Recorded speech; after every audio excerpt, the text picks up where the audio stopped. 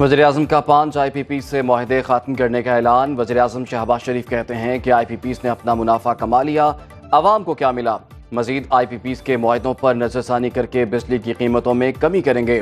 وزیراعظم شہباز شریف کا وفاقی کابینہ کے اجلاس سے خطاب، بولے عوام نے بہت بڑی قربانی دی ہے، اب وقت آ گیا ہے کہ عوام کو ریلیف دیا جائے۔ سمندر پار پاکستانی قیمتی اثاثہ ہیں، ان کے اعتماد کی وجہ سے معیشت آگے بڑھ رہی ہے۔ سمندر پار پاکستانی دن رات محنت کر کے اپنی کمائی پاکستان بھیج رہے ہیں۔ ترسیلات زر میں ریکارڈ اضافہ ہوا۔ پاک سعودی تجارتی تعلقات کے نئے دور کا آغاز۔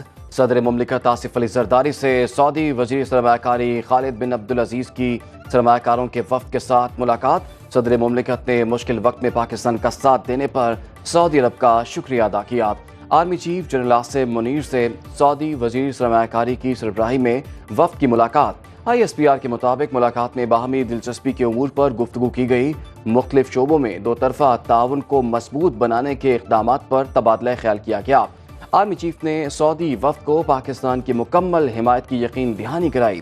وزیراعظم آج سعودی وفد کے اعزاز میں عشائیہ دیں گے۔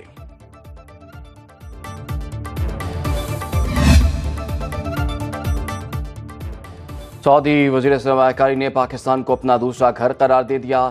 خالد بن عبدالعزیز الفالح نے فورم سے خطاب میں کہا کہ پاکستان اور سعودی عرب اسٹریٹجک شراکت دار ہیں، ہماری معیشت اور معاشی اقدار آپس میں جڑی ہوئی ہیں۔ سعودی وزیر عالمی مالیاتی تعاون ذیشان المرشد نے پاک بزنس فورم سے خطاب کرتے ہوئے کہا کہ پاکستان میں سرمایہ کاری کے کافی مواقع موجود ہیں، دونوں ممالک کاروبار کو فروغ دیں گے۔ ایگزم بینک کے تامر الشتری نے خطاب میں کہا کہ پاکستان اور سعودی عرب کے تعلقات مشترکہ مذہب اور اقدار پر مبنی ہیں۔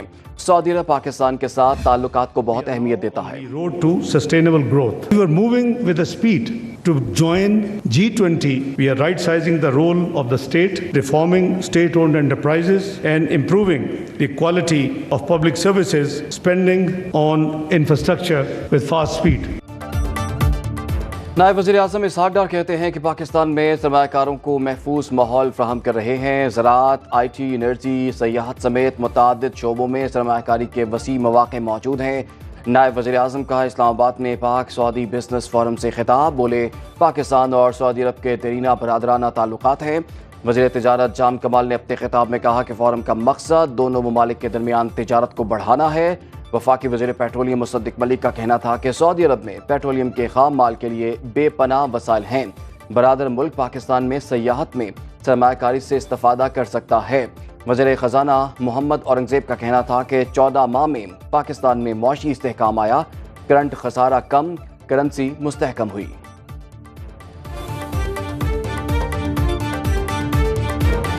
We are now well underway in terms of structural reforms, whether it's on the taxation side, whether on the energy side, whether it's the state-owned enterprises. We are very clear in the government that the government has no business in being in business. Stock market میں اتار چڑھاؤ، 100 index میں 185 points کا اضافہ، index کی 85,850 پر trading جاری۔ گزشتہ روز market نے 86,000 کی تاریخی حدوں کو عبور کیا تھا۔ انٹر بینک میں امریکی ڈالر 10 پیسے سستا، قیمت 277 روپے 72 پیسے ہو گئی۔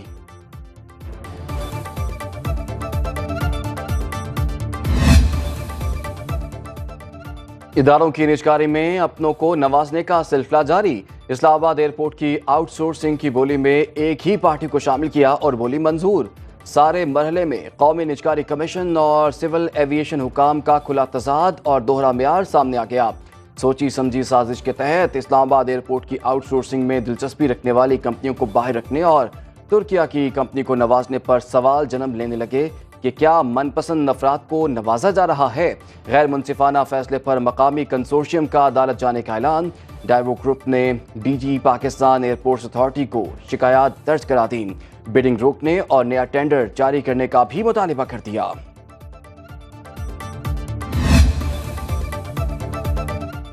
اسلام آباد ہائی کورٹ کا Khyber Pakhtunkhwa house D cell کرنے کا حکم۔ خیبر پختونخوا حکومت کی درخواست پر چیف جسٹس عامر فاروق نے سماعت کی۔ وکیل CDA نے دلائل میں کہا کہ غیر قانونی تعمیر ہوئی کچھ واجبات بھی باقی ہیں۔ 2014 میں پہلا نوٹس دیا تھا۔ چیف جسٹس نے ریمارکس دیے کہ اگر کچھ ہے تو نوٹس کریں، وہ اس کو دیکھ لیں گے، اس طرح نہ کریں کہ لگے کہ آپ کسی کو ٹارگٹ کر رہے ہیں۔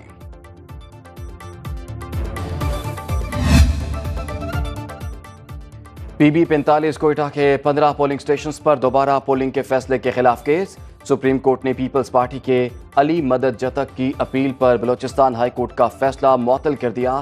سپریم کورٹ نے علی مدد جتک کو بحال کر دیا۔ عدالت نے فریقین کو نوٹس جاری کرتے ہوئے سماعت 21 اکتوبر تک ملتوی کر دی۔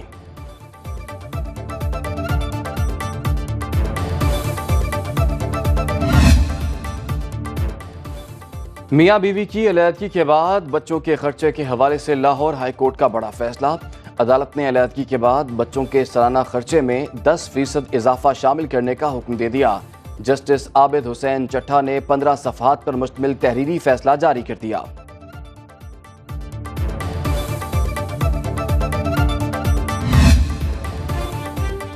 مقبوضہ جموں کشمیر میں الیکشن فراڈ تھا۔ مودی سرکار بتانا چاہ رہی ہے کہ کشمیر کی قوم نے انہیں قبول کیا، لیکن حقائق بہت مختلف ہیں۔